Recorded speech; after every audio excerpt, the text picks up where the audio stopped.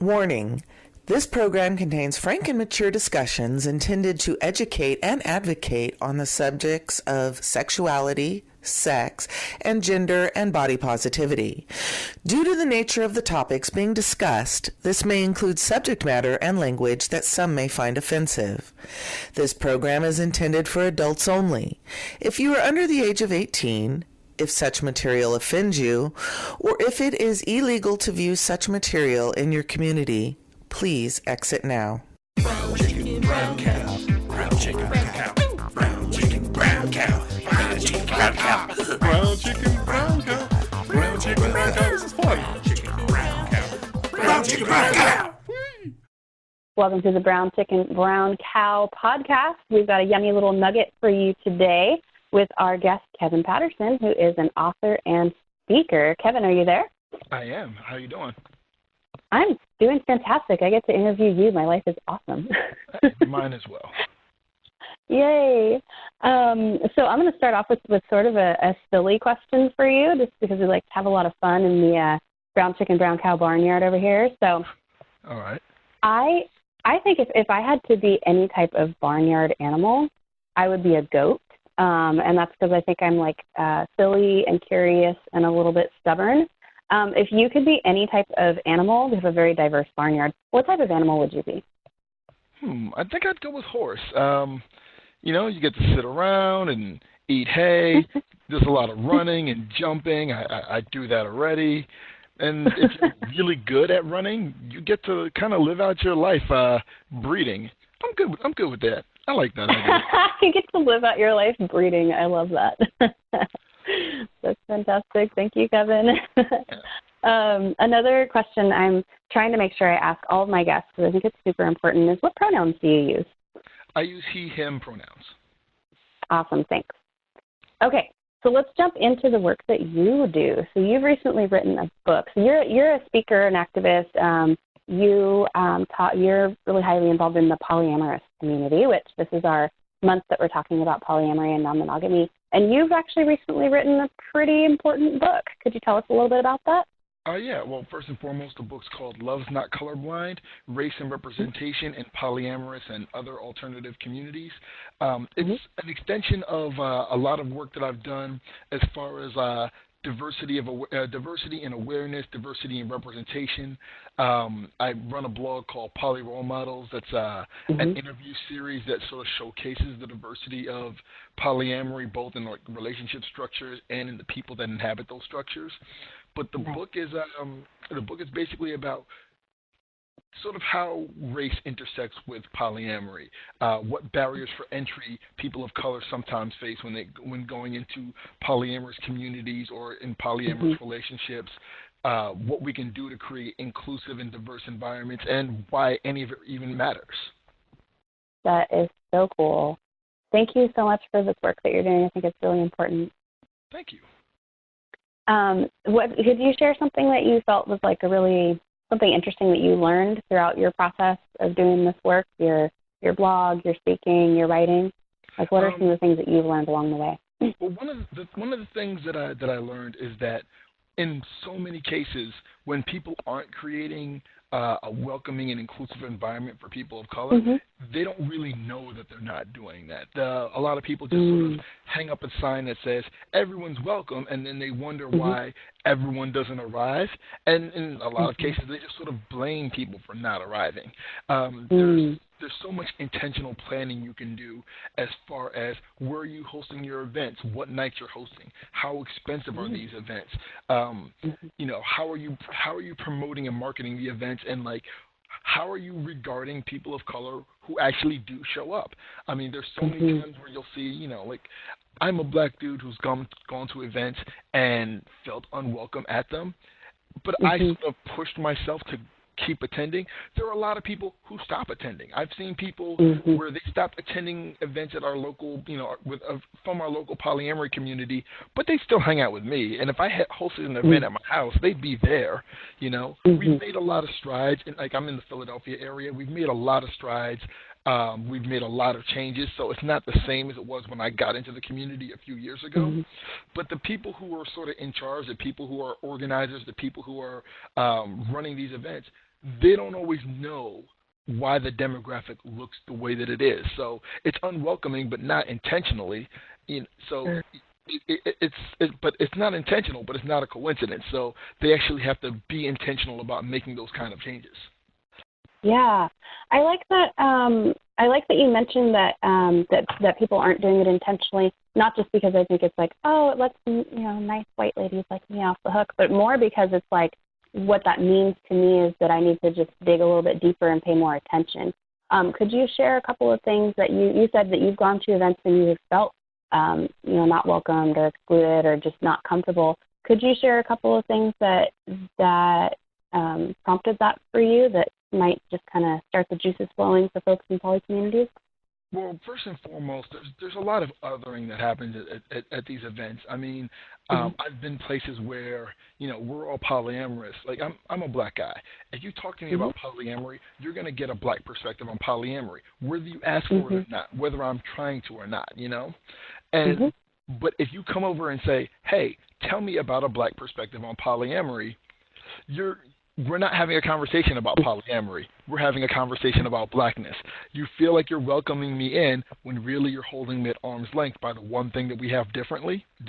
So it ends up being like this sort of forced ambassadorship as opposed to like an opt-in, opt-out. You're going to get a black perspective from me 100% of the time, regardless of what I'm talking to you about. Sure. So it's like Sorry, go ahead. I was going to say, yeah, like what you were saying, like you don't have to put me on the spot. Like you're going to get what you're looking for. You're going to learn more about that perspective without having to put me on the spot than you will if you don't, Yeah, like don't just tokenize somebody because they're there and say like, hey, could you take your time to educate me about this thing so I don't have to go do it on my own, kind of. Exactly. And then you get, there's a lot of fetishization that happens, and not just, it's something that happens outside of polyamory communities, but like in a lot of polyamorous spaces, they end up being sexually charged, whether that's the intent or not, whether asexual folks exist or not. I'm not saying that asexual folks don't exist, but whether they are in attendance or whether they are being sort of present, these spaces tend to become sort of sexually charged. And when they do, all of a sudden, Kevin the polyamorous guy becomes Kevin the BBC guy. And someone might feel like that's a welcoming thing, and that isn't a welcoming thing. Again, it separates me from others by this one thing that I can't control, this one thing that I have different than most of the other attendees. Yeah, that makes a lot of sense. Thanks for sharing that. I hope that kind of brings some enlightenment to folks who are listening. And I guess another question I have for you is, so are there any other resources? Well, you've obviously got your Poly Role Models blog, you've got your book out there. Is your book sort of the first of its kind, or are there other resources out there about not marginalizing folks of color within these communities? Strangely enough, like I think my book's going to be pretty unique. I did not intend it to be that way. When I started writing, I really felt like I needed to hurry, and it's something I keep saying a bunch of times. So, I felt like I needed to hurry because I thought there was going to be several other books either out or coming out that my book would be competitive with. But as I started meeting other people who were doing similar work, when I started meeting other people who had a similar mindset, I realized that like I was the guy writing this book. I go to different conferences and realize I was the guy having this conversation where other folks weren't talking about race, or they weren't talking about polyamory, or if they were, they weren't talking about them together. And the intersection. Yeah, so my book ends up being the book, and it ends up being top of the hill until somebody comes out and beats me for it. That's pretty fantastic. What I love about that is not only does it speak to this specific set of issues, the intersection of race and polyamory and non-normative relationships, but I think it says it says a bigger message as well, which is that just because you think someone else might be doing something doesn't mean you shouldn't jump in there and do it, because you might be the person who's speaking the words that hundreds of thousands of people are thinking. Yeah, and that's something that's one of the most affirming feelings that I get, because like this book is an extension of a workshop that I've been doing over the last couple of years, and so many times I'm in a room and I'm talking about a time I got fetishized at some club or at some event, and there'll be other people of color just nodding their heads because it happened to them. Or in most cases they'll jump in and say like, yeah, that happened to me. Let me tell you. Thank you for telling your story, Kev. Let me tell you my story, and it's a very similar story in some other part of the country at some completely other different club or event, and then someone else will jump in and say, yo, I did that to somebody. I didn't realize how much I might have harmed somebody. I thought I was being welcoming. I thought I was being, sweet and kind and caring, when really I was making someone feel objectified, and that's why I never showed back up to the next event. It opens up a dialogue on kind of like both sides for people to share, yes, this happened to me, for people to take accountability. Okay, exactly. I cannot believe that. Sorry, go ahead. Oh, no, I didn't have any. I wasn't saying anything else. I cannot believe that we are already at our time. I could talk to you for like 5 hours, but we have only got a short amount of time on our Nugget today. So can you tell people where they can find your book, your blog, more about you out in the world? All right, well, the book, again, is called Love's Not Colorblind, Race and Representation in Polyamorous and Other Alternative Communities. It's available at Amazon. It's available at, like, all of your traditional retailers. It's available for pre-order now. It releases on March 30th, and I'm book touring basically everywhere. The best place to look for the info on that is I'm on Facebook.com/polyrolemodels. And there you'll see that I'm going to be in Philadelphia, New York, Los Angeles, all over the Pacific Northwest, Toronto. I'm going to be pretty everywhere this year, touring the book, signing the book, talking about it, and hopefully, changing the landscape like I've been able to do a bit here in my local area.